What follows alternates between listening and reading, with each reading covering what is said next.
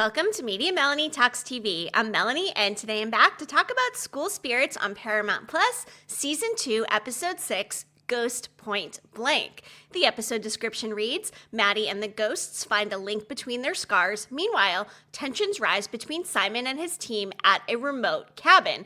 Now, let me just say, I think this show thrives in its familiar environments where we see our ghosts at Split River High School and we see our teens kind of running around at the school and at houses. But I don't know, something felt out of place with this one being set at this cabin. It didn't feel quite as familiar. It felt maybe a little bit frantic and maybe more disconnected than some of the other settings that we've seen. I don't know why I felt that way, but that was just kind of an initial reaction I had. I think the episode was still great. We got a lot of forward movement, and one of my big questions is when we finally got the face-off of Mr. Martin and Mr. Anderson's body and Janet and Maddie's body, do they see each other as the spirits, or do they see each other as the other body? I know it's just kind of a silly question, but I really appreciate the way the show kind of wavers between the two characters to give us these visual reminders that yes, there are in fact ghosts inhabiting these bodies. And what's really cool is that now we've got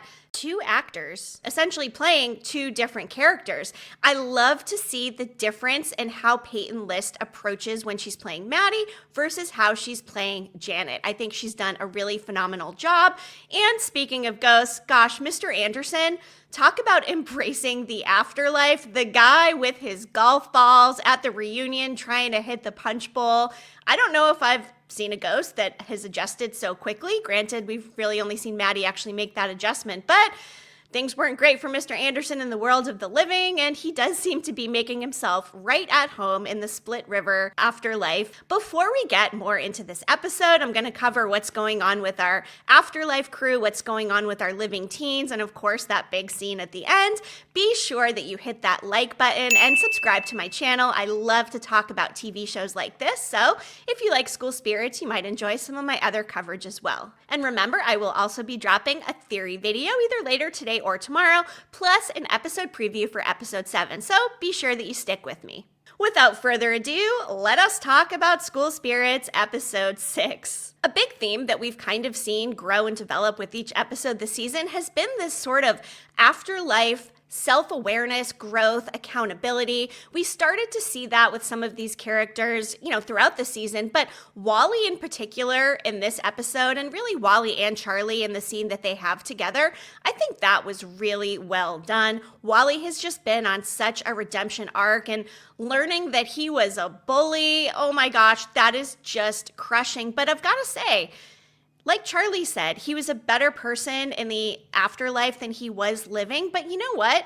At least he came around at some point, and I've just got to say, I love this character. It was really disappointing to hear these people at the reunion talking about him, saying that he was an a-hole, that, if this person had come out, imagine the way they would have been treated if that's how they were treated for holding their books a certain way, locked in a dumpster. Wally's basically a bystander, not taking any action. But I think he does come full circle when he says to Charlie, I'd crush anybody that messed with you. And when they tell each other that they love each other, I just think Wally is getting one step closer to crossing over in each episode. So we'll see if he's still with us by the end of the season. I hope so. Milo Manheim just plays this role so well. But for a Wally-centric episode, we did get a lot of awesome Wally content as well. Can we talk about the David Bowie dance scene? When the ghosts started doing this choreography, I almost just lost it. I knew we might get some cool 80s music, but never did I expect a full-on choreographed David Bowie Let's Dance scene with the ghosts. That was probably one of my favorite moments of this episode. And the music as a whole in the series is fantastic, so it didn't surprise me, but I could watch those ghosts dancing literally all day long. All right, so first let's talk about our Afterlife crew at Split River High School. They are anxiously awaiting an update on how the dinner party went, and catering festivities are starting to get set up for the 1984 class reunion. One of the biggest discoveries here in the Afterlife storyline is the fact that as the episode description implies, the scars are connected. Maddie enters Janet's scar a few times and then is kind of able to piece together that death map and that page that everybody thought was a football play was actually a route to get through the scars. And at the end, we had Maddie finding and uncovering this exit sign with a bright light. Anytime we see a bright light when there's death or purgatory or whatever involved, I think that we all assume that is how Dawn must have crossed over. The red room was beautiful. There were these marigolds everywhere. And by the way, marigolds are actually a symbol of Day of the Dead. They're symbolic of this cycle of life and death. And the bright colors are believed to guide souls back to the world of the living and offer comfort to the deceased. Could they have a better flower in here? And that does make me think this is exactly how Dawn crossed over. She got the closure she needed, and then she was able to make her way through this scar. Are the other ghosts going to be able to do the same thing? Is it really that simple that all they have to do is get to an exit sign with a bright light and cross over? It just seems to me if Janet and Mr. Martin had this map and had this route, wouldn't they have already tried this and known if it worked or not? That's where I'm a little bit confused. I mean, it seems almost too easy, right? Speaking of Dawn, I started running through a comment she made back in season 1. When they were doing this anti-seance, Dawn had made a comment beforehand that doing hypnosis is not effective because it leaves the body vulnerable for another spirit to enter it. Did Dawn know that Mr. Martin and Janet were doing these experiments the whole time? Something I've been talking about is, have they been inhabiting other bodies throughout the course of this 60 plus years that they've been stuck at Split River High School? Did Dawn know about this? Is it possible that even Yuri knows about it? Because he seems to be pretty well informed too. But why else would Dawn have made that comment if she wasn't aware of something like that happening? So I just keep circling back to it. I have a feeling there is more to this possession, and it's probably been going on for a longer time than expected. Again, it would not surprise me if Mr. Martin was in fact inhabiting bodies in order to recruit them to the afterlife, kind of like an afterlife serial killer that I've mentioned I think he is a few times now. But the most interesting thing about this scar is the girl we saw in there. And she keeps saying, we need more time, or we needed more time. More time for what, and who is this girl? In the episode preview, I speculated that there was going to be this character, Alice. On IMDb, there is an actress who's playing Alice in this episode and in episode 8. However, Alice Thompson was the name of the girl in the photograph next to Wally at the class reunion. However, I don't think that she died at the same time while they were attending high school like Wally did. They gave Wally that special moment of silence, gone too soon.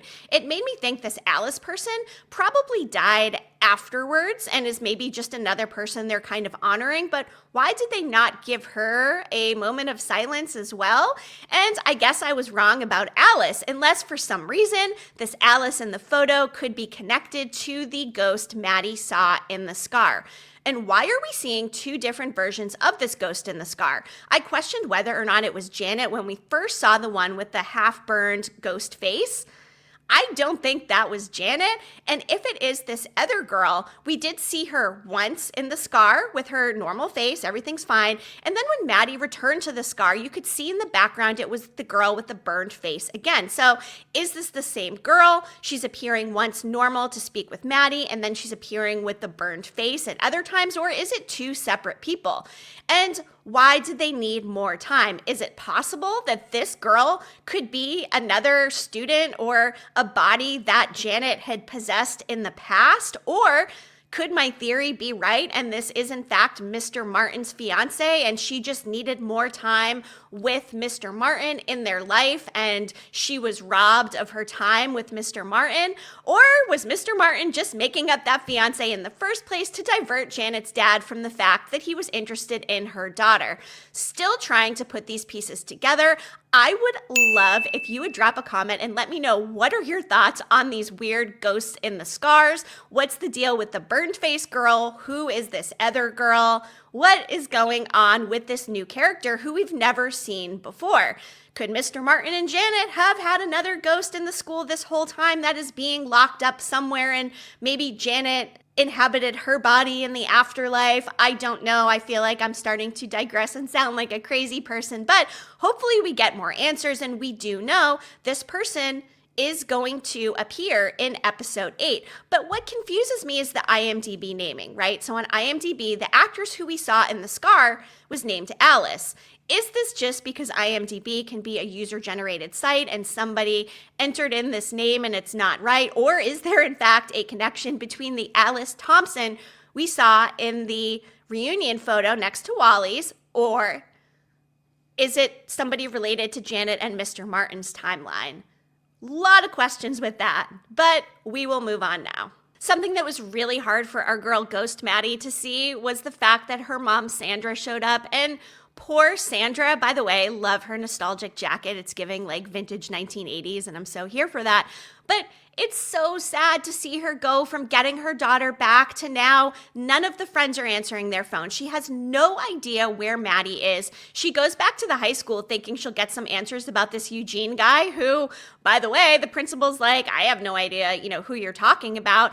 Poor Sandra. She walked into the pub at the end, and you know what? I don't want to see Sandra starting to drink again, and Mr. Martin kind of comforting Maddie and saying, you can't judge a person based on their disease, and your mom was doing a lot better. And then he, of course, gives her the idea the only way out is through, which prompts her to go back and investigate the scar and get to that exit sign. So, Mr. Anderson, you are coming in handy here in the Ghost Afterlife, not just with your golf skills, but also helping comfort Maddie and providing her a little bit of information to maybe make her feel somewhat better. All right, so overall, the Afterlife crew story was really great. The most emotional moments definitely involved Yuri and Charlie, and I'm so glad that Yuri ended up taking Charlie back. But this was a really good opportunity for self-reflection for a couple of our ghosts, and it did give Charlie the chance to reconnect with Yuri, and maybe I owe Yuri an apology. Maybe there's nothing sus about him at all, and he is just an anxiety-ridden teenager who had really bad asthma, and that just caused a lot of strife and anxiety in his life and ultimately caused his death.